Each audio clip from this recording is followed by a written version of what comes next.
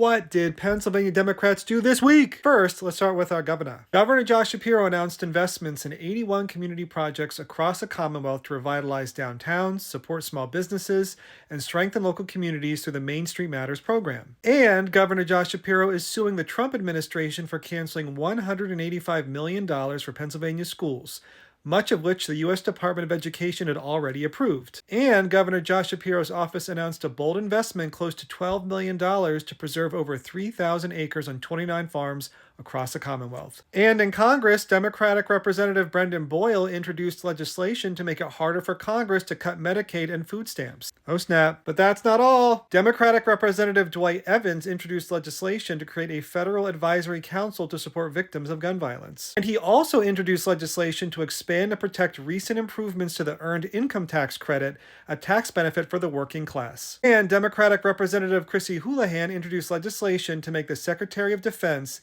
and the Secretary of Veterans Affairs research menopause, perimenopause, and midlife women's health. And finally, Democratic Senator John Fetterman introduced a bill to improve and strengthen the National School Lunch Act. Thanks, Democrats. If you want to learn more about Democrats in Pennsylvania, check out my podcast, The Zeekly Podcast. Go to www.thezeeklypodcast.com today.